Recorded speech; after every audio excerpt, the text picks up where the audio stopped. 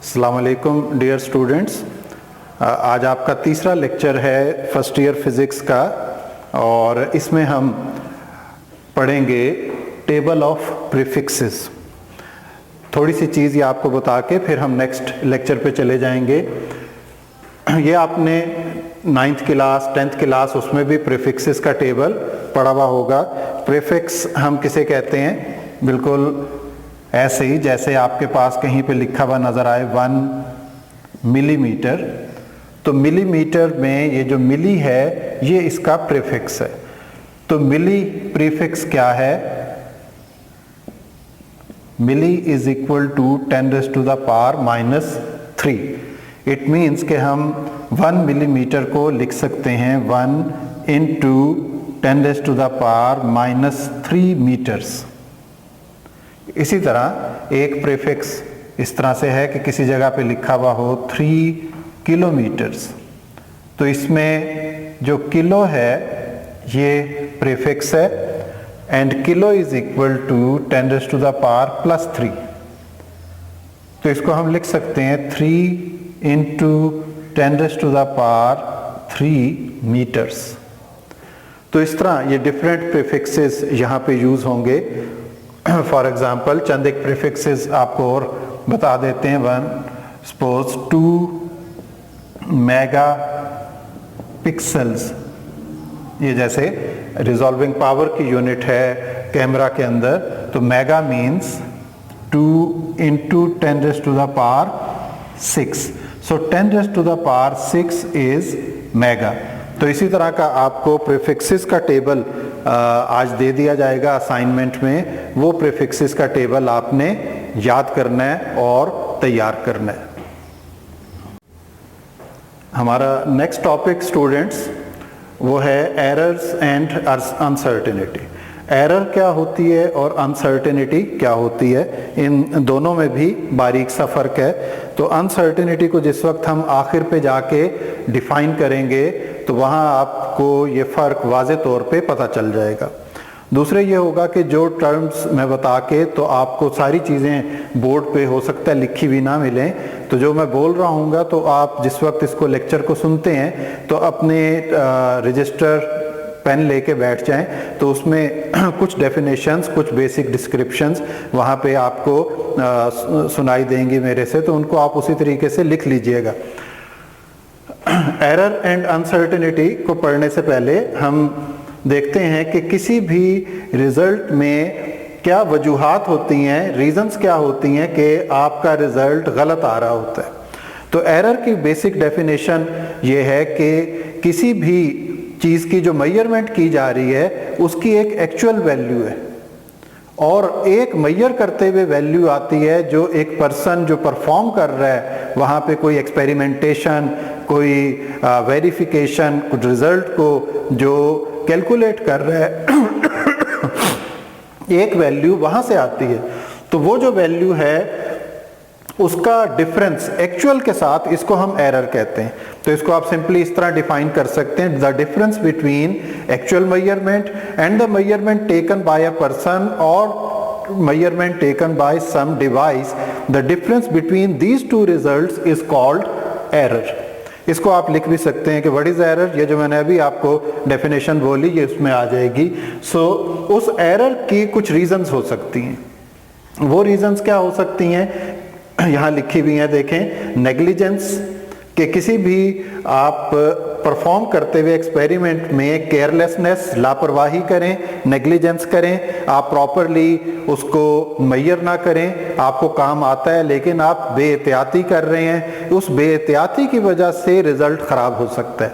तो इसके बहुत ज़्यादा आप ये कह सकते हैं कि गलत नताइज भी निकल सकते हैं, ख़तरनाक नताइज भी निकल सकते हैं। सही लफ्ज़ ये होगा जैसे आपने किसी जगह पे ब्लड टेस्ट दिया है और उसका रिज़ल्ट आना है, तो उस रिज़ल्ट को वो लैब वाले बना रहे हैं, उस रिज़ल्ट को आपके ब्लड को देख के कि उन्होंने देखा इसमें इतना हीमोग्लोबिन है, इतने प्लेटलेट्स हैं, इतने वाइट ब्लड सेल्स हैं। अब वहाँ पे अगर वो मशीन प्रॉपरली काम नहीं कर रही जिसमें ये कैलकुलेशन हो रही है तो तब भी रिज़ल्ट गलत आ सकता है।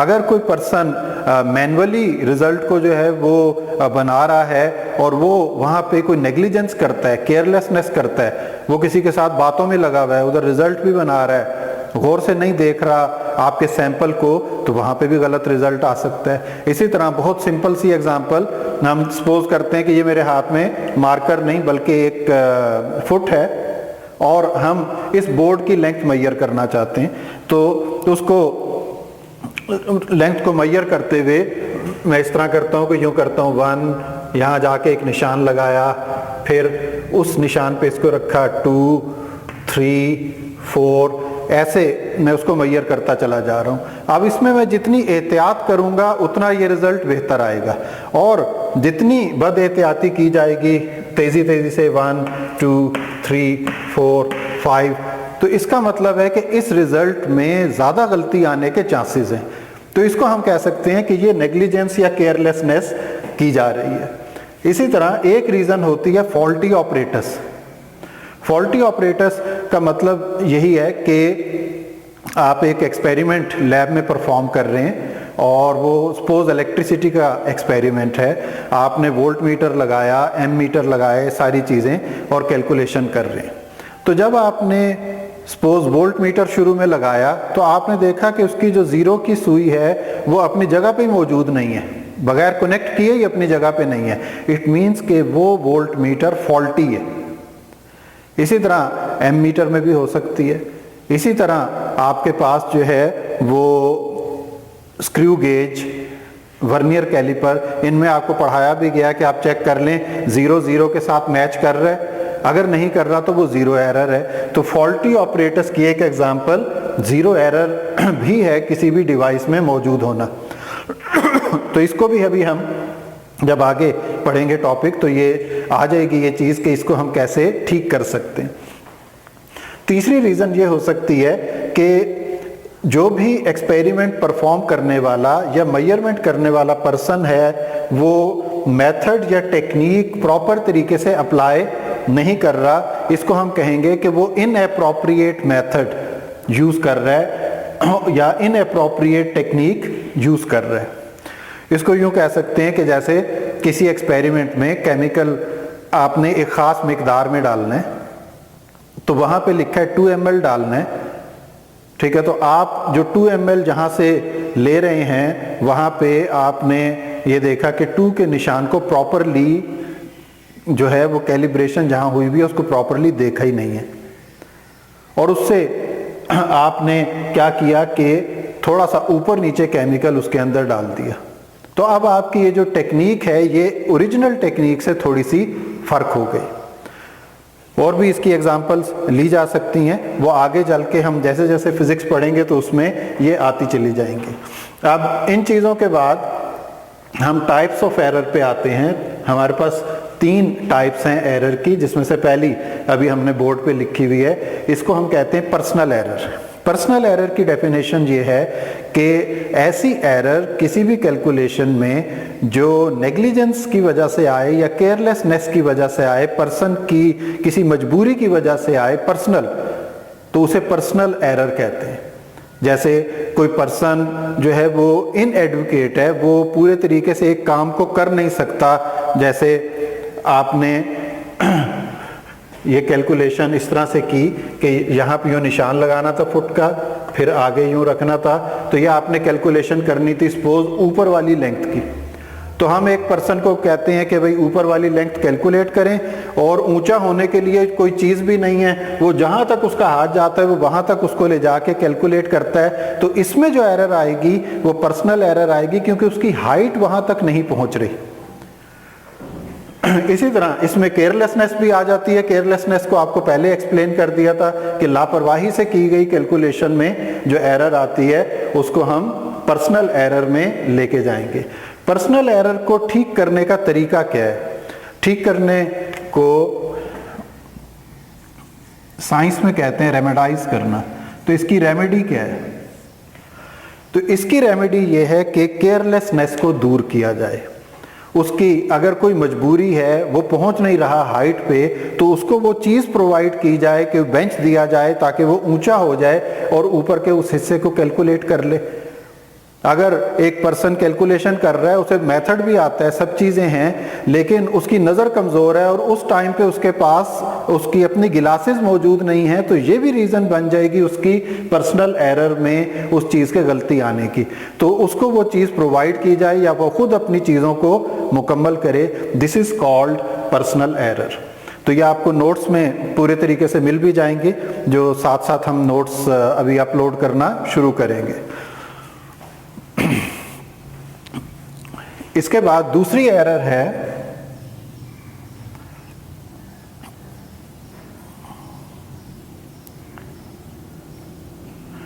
Second type of error is random error. Random error की डेफिनेशन ये है कि अगर आप एक चीज़ को कई बार कैलकुलेट करें और बार बार आपकी जो गलती उसमें से निकल रही है वो डिफरेंट है। आपने एक बार बोर्ड कैलकुलेट किया, आपके पास रिजल्ट आया 7.9 फीट, दूसरी बार कैलकुलेट किया रिजल्ट आया 8.3 फीट, तीसरी बार आपने कैलकुलेट किया रिजल्ट आया 7.7 फीट। हर दफ़ा जो गलती है वो चेंज हो जाती है। तो ओरिजिनल सपोज इसकी लेंथ 8 फीट है, तो एक बार डिफरेंस आया 0.1 का कम रह गया, दूसरी बार 0.3 ज़्यादा आ रहा है, तीसरी बार 0.3 कम आ रहा है। तो ये जो डिफरेंट रिजल्ट्स आ रहे हैं डिफरेंट अटेम्प्ट्स के ऊपर, इसको कहते हैं हम रैंडम एरर। रैंडम एरर होने की भी जो मेन रीज़न है वो नेग्लिजेंस और इनएप्रोप्रिएट मेथड होता है, दरमियान वाली रीज़न नहीं होती।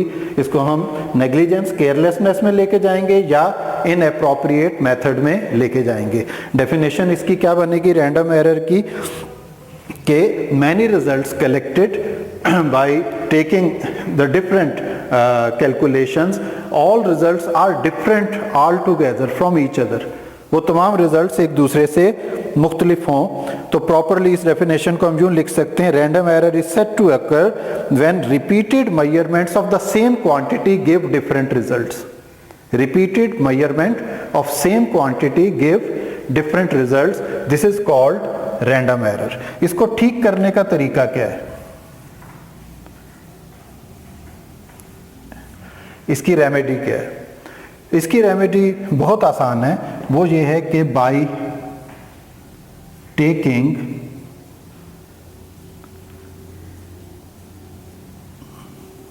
एवरेज,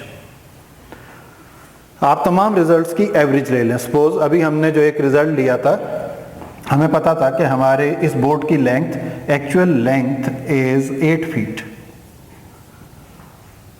तो तीन जो डिफरेंट रिजल्ट्स आए, हम एक को L1 कहते हैं, वो आया 7.9 फीट, एक रिजल्ट आया L2 8.3 फीट, एक रिजल्ट आया L3 7.7 फीट।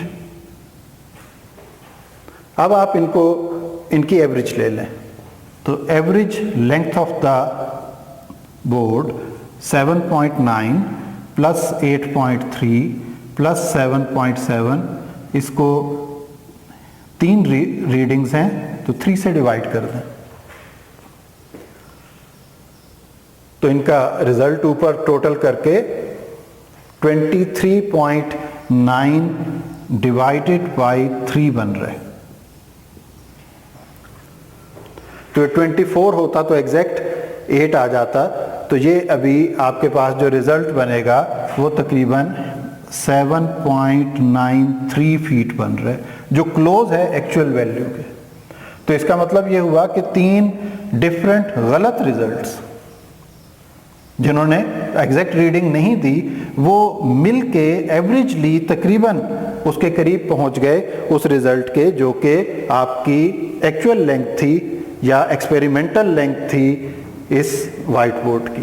तो इसका मतलब है कि इसकी जो रेमेडी है वो ये है कि आप रैंडम एरर को अगर ठीक करना चाहते हैं तो तमाम रिजल्ट्स की एवरेज ले लें।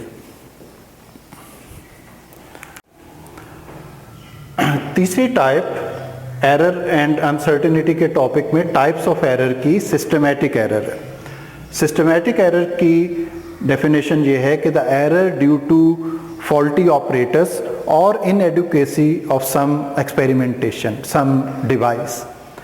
Faulty operators या किसी ऑपरेटर्स के ऊपर जो मार्किंग हुई भी होती है कैलिब्रेशन, उसको हम कहते हैं poor calibration, due to poor calibration. तो ये रीजंस बेशक इसमें हम लिख लें कि सिस्टमैटिक एरर होने की क्या क्या रीज़न हो सकती हैं। पुअर कैलिब्रेशन, कैलिब्रेशन हम कहते हैं वो जो मार्किंग हुई भी होती है चीज़ों के ऊपर लेंथ मेजर करने के लिए या उसकी कोई और चीज़ मेजर करने के लिए जो कैलिब्रेशन है अगर वो प्रॉपर ना हो तो उसको पुअर कैलिब्रेशन कहते हैं।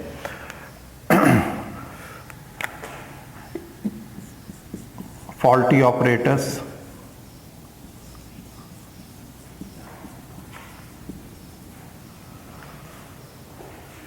तो पुअर कैलिब्रेशन, फॉल्टी ऑपरेटर्स, ये रीज़न बनते हैं सिस्टमैटिक एरर की। तो systematic error is the error due to poor calibration और faulty operators and it can be corrected. इसको कैसे रेमेडाइज किया जाएगा, इसकी रेमेडी कैसे होगी, इसकी रेमेडी ऐसे होगी कि इसको आप कंपेयर कर लें by comparing with standard result।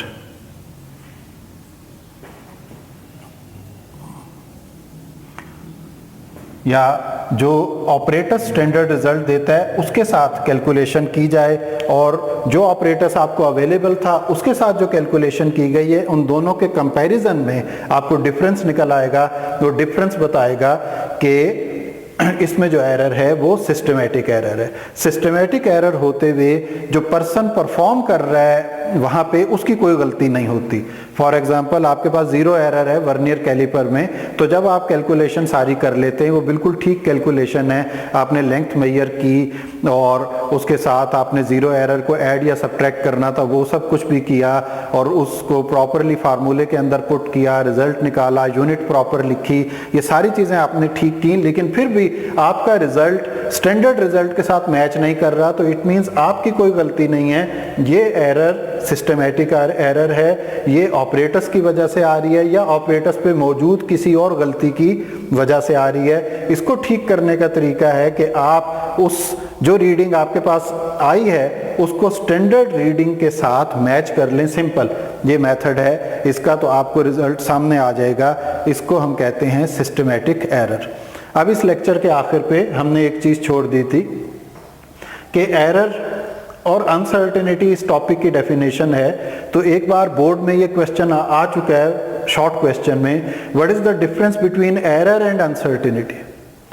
तो वो आंसर ये देना था कि एरर जो है वो किसकी वजह से होती है, वो negligence, carelessness, inappropriate method, technique की वजह से होती है, जबकि अनसर्टेनिटी जो है वो एक ऐसी एरर है जिसको ठीक नहीं किया जा सकता उस जगह के ऊपर। उसको ठीक करने का तरीका ये है कि आप कंपेयर करें और फिर आपको पता लगे कि ये डिफरेंस है, यानी डिवाइस बजाते खुद उसको ठीक नहीं कर सकती। तो वो अनसर्टेनिटी की डेफिनेशन क्या बनेगी, अनसर्टेनिटी की डेफिनेशन ये बनेगी कि इनएडुकेसी ऑफ सम डिवाइस, कि उसकी आप कह सकते हैं उर्दू में इसके लिए लफ्ज़ के वो महदूद है, उस जगह तक कैलकुलेट ही नहीं कर सकता, तो ये उसकी अनसर्टेनिटी में आ जाएगा। फॉर एग्जांपल आपके पास मीटर रॉड है, तो मीटर रॉड के ऊपर कैलिब्रेशन इस तरह से हुई हुई है मार्किंग कि यहाँ पे उसका 0, फिर 1 millimetre, 2 millimetre, 3 millimetre, 4 millimetre, 5 millimetre, 6, 7, 8, 9, 10, तो यूँ ये मिलीमीटर्स चल रहे हैं 0 से लेके 10 तक। इसमें शायद आपको वीडियो में छोटा लिखा है तो नज़र ना आए इतना, तो यहाँ पे 0 मिलीमीटर, 5, 10 ये रेड मार्कर से लिखे गए हैं। अब अगर कोई आपके पास कैलकुलेट होने के लिए जो ऑब्जेक्ट है वो ऐसा आ जाता है कि आप उसको जब प्लेस करते हैं इसके ऊपर, तो वो सपोज उसकी लेंथ 9 मिलीमीटर और 10 मिलीमीटर के दरमियान है। तो अब ये मीटर रॉड जो है वो इनएडुकेट है, वो इस कैलकुलेशन को जो 9 और 10 के दरमियान है इसको कैलकुलेट नहीं कर सकता। तो इसका मतलब है कि इसके अंदर ये अनसर्टेनिटी मौजूद है कि ये 9 मिलीमीटर तक कैलकुलेट करेगा या 10 पे चला जाएगा, इसके दरमियान में नहीं रह सकता। अगर आपने इसके दरमियान की कैलकुलेशन करनी है तो आपको डिवाइस चेंज करनी पड़ेगी।